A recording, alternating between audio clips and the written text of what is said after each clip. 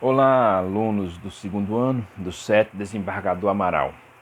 É a aula de filosofia, tá? Nós iremos trabalhar hoje a crítica metafísica, tá?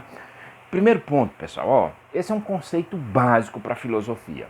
Então, o que seria metafísica? Vamos tentar de uma forma mais simplificada para vocês entenderem o que significa. Meta é algo que está além, ou seja, uma meta está lá. E física é a parte física. Então, seria a metafísica seria a preocupação de estudar algo que está além da física. Por exemplo, vamos pegar como exemplo o pensamento, tá? No exílio pensamento, quando você pensa, está pensando sobre algo. Muitas vezes por algo físico, entenderam? Então, o que seria a metafísica? A metafísica seria o conceito daquele objeto que você está pensando. Tá? Então, a crítica à metafísica, que é feita basicamente por Kant, tá? Por Immanuel Kant, ela vai mostrar ou tentar chamar a atenção que a filosofia, ela passou muito tempo, muitas décadas e décadas apenas analisando os conceitos e que tinha poucos efeitos práticos no dia a dia. Isso para se fazer uma crítica à metafísica, aqui nós estamos falando de idade moderna. Idade essa, período essa da história, onde a questão da idealização, a questão do pensamento, ele vai perder força para voltar mais para a prática, para algo prático, algo concreto. Então a filosofia, de uma certa forma, ela teria que ter esse efeito prático na vida das pessoas. Por quê? Porque o filósofo é aquela pessoa que criou-se um estereótipo, ou seja, uma ideia daquela pessoa que vive com a cabeça no mundo da lua, pensando no ser, pensando em entender o ser das coisas, buscando a verdade abstrata. Tá? Então, o que acontece? Então, de uma certa forma, a idade moderna, ela vai fazer essa crítica, essa metafísica, tá? E trazer um pouco a filosofia para a realidade. Tá? Trazer um pouco a filosofia para a realidade. Ninguém encarnou mais essa filosofia na realidade, na prática, do que Karl Marx. Karl Marx é o grande pensador, onde ele vai começar a estudar um outro filósofo chamado de Hegel, e diz que Hegel é um dos idealistas do idealismo alemão, e vai dizer que Hegel, tudo bem, a filosofia de Hegel ela tem até alguns conceitos, só que está de cabeça para baixo. Ou seja, ela começa lá de fora, lá das ideias para trazer para a prática. Karl Marx diz que tem que inverter, tem que ser no dia a dia, na história, levando em consideração a história, para que haja um efeito mais prático, tá? Mas o que vai nos chamar a atenção hoje aqui, vamos ver o que diz aqui. A filosofia ela tentou passar muito tempo fazendo um estudo epistemológico, o estudo do ser. Gente, quando fala estudo do ser, o estudo da existência de algo que ele não é concreto, tá? Que ele não é concreto. O ser, a essência das coisas, o cerne das coisas, aquilo que torna as coisas como elas são, aquilo ali é o ser dela, a existência dela, tá? Então a filosofia há muito tempo passou se preocupando ou buscando o entendimento desse ser, o entendimento de algo que está conceitual apenas. Ou seja, a filosofia ela se preocupava apenas com conceituar as coisas. Tá? E essa chamada de atenção, principalmente ela vem no século XVII, né, onde nós vamos ter aí alguns filósofos que começam a trazer isso para a realidade, como Descartes, como Locke, como Bacon, como Hume. São alguns nomes que eles vão estabelecer método para procurar entender o limite do conhecimento humano. tá? O limite do conhecimento humano. Então, de uma certa forma, ele demarca uma área, eles buscam o entendimento de como o ser humano conhece e quais são os limites desse conhecimento. Aí nós vamos ter, aí diz assim, ó, é interessante a gente ler esse trecho bem aqui na página 128, que diz assim, ó, por meio dessas reflexões, houve o confronto entre as tendências opostas de racionalismo e do empirismo. Olha, razão é o quê? É quando o conhecimento ele é de exclusividade, de capacidade da racionalidade humana, tá? Na relação sujeito-objeto, sujeito somos nós, objeto são o que é externo a nós. Então, nessa relação, o que é que possibilita a gente conhecer? É o código de Descartes. Penso, logo existe. Então, é tudo a partir do pensamento, tudo a partir do sujeito. Vamos pegar, por exemplo, John Locke, que ele vai dizer o seguinte, que o ser humano é uma tábula rasa. Lembra da expressão tábula rasa? Se ele nasce, é uma folha em branco, não tem nada escrito, e a partir das suas experiências, a partir de suas experiências, que as pessoas vão conhecendo, que é o empirismo. Olha, e aqui eu chamo a atenção, porque muitas pessoas fazem uma confusão entre empirismo e senso comum. Não tem nada a ver uma coisa com outra. Tá? Não tem nada a ver uma coisa com outra.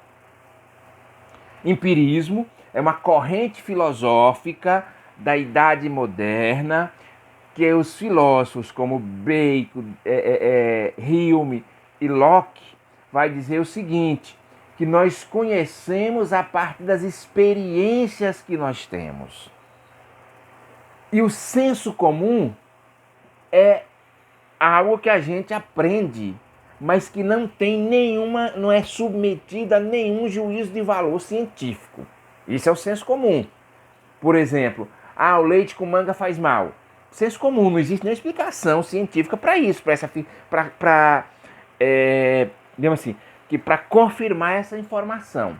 Entenderam? Então, o senso comum é uma coisa, empirismo é outra, que eu já ouvi muitas pessoas fazendo essa confusão, ou seja, é porque a pessoa não leu Bacon, não leu Locke e Hume e outros empiristas. Não tem nada a ver com senso comum, gente. Se alguém falar isso para vocês, descarta. Não tem nada a ver uma coisa com outra, tá? Mas continuando a leitura, ele diz o seguinte, ó.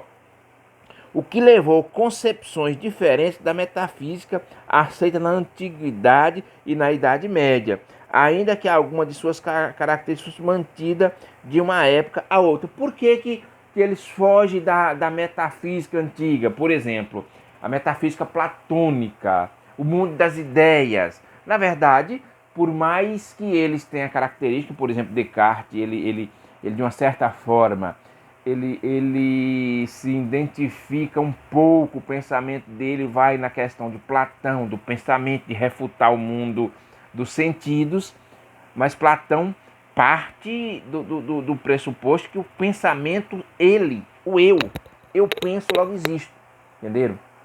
Então, de uma certa forma, ele traz para a realidade, ele bota aqui na realidade da razão humana aqui junto com a gente, não no mundo das ideias, que os conceitos abstratos.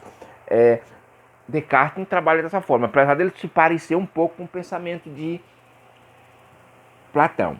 Bacon, Hume e Locke, que são os três empiristas, eles vão se aproximar de quem? Aproximar mais de Aristóteles, da matéria, de tudo, mas de uma certa forma também, eles fogem um pouco, eles não se apegam, eles ficam aqui, de uma certa forma, mais procurando entender algo mais próximo do ser humano, e não algo abstrato, como pensava os antigos, e muito menos na questão metafísica, na busca de Deus, tá? Como foi na Idade Média. Então eles têm uma nova característica, que vão fundar o quê? Vão fundar a chamada ciência moderna. Na verdade é isso que vai acontecer na Idade Moderna. A ciência moderna, a ciência investigativa, ou seja, investigar, submeter ao crivo da dúvida, com métodos científicos rigorosos para se chegar à verdade. Não existe verdade absoluta, né? As verdades das coisas, tá? O entendimento das coisas. Então o que acontece? Aí na página 129, ilustração, o século das luzes, é o iluminismo. Que século foi esse, gente? Século XVIII. Olha, nós já tínhamos feito um rompimento, a humanidade já tinha feito um rompimento com a idade moderna, com a ideia de teocêntrica, né, que Deus era o centro de tudo, já tinha, de uma certa forma, o renascimento, ele já teria tentado tirar Deus e colocar o homem como alguém que pudesse solucionar os seus próprios problemas, tá? Como alguém que pudesse solucionar os próprios problemas. Isso aqui não é uma questão de negar, de ateísmo, dessas coisas, não. Entenderam? Aqui não está nessa questão de ateísmo, não. As pessoas não fazem leituras aprofundadas ou procuram entender o mínimo. Ah, que esses filósofos eram tudo ateu. Não tem nada a ver uma coisa com outra, tá? Não tem nada a ver uma coisa com outra. Então, o que é que acontece? Então, os filósofos aqui, eles vão tentar tirar essa ideia teocêntrica de que Deus é o centro de tudo e todas as coisas que acontecem é porque Deus quis, porque Deus permitiu. Se for boa, é dádiva divina, é presente de Deus. Se for ruim, é castigo de Deus. Tá? Aqui nós estamos retomando novamente, muito parecido com a ruptura que os pré-socráticos fizeram com o mito lá na Grécia Antiga. Nós aqui no século XVIII, com o iluminismo, renascimento lá no século XVI, né? No século XVIII com o iluminismo, eles vão romper com essa lógica e vai dizer, o ser humano ele é capaz de resolver seus próprios problemas. Nem tudo é vontade de Deus e nem tudo é dádiva de Deus, tá? Então vamos ver o que diz aí, ó. Diz assim, ó. Então o século XVIII ficou conhecido como o século das luzes, né? Por que século das luzes, pessoal? Ó, é um dado histórico, uma informação histórica. Porque a Idade Média foi conhecida como Idade das Trevas, tá? E os pensadores do iluminismo, de uma certa forma, eles procuraram jogar luz sobre as trevas. O que era essa luz? Luz de quê? Luz da razão. Luz do pensamento humano. Então era isso, foi por isso iluminismo, luz nas trevas. Vamos clarear a mente humana utilizando-se da razão, tá? Então o que acontece? Ó, então nós já falamos que desde o Renascimento começou essa busca, né? E tinha o quê? Princípio da autoridade. Quem era a autoridade que era, digamos assim, que dominava esse período? Era a fé.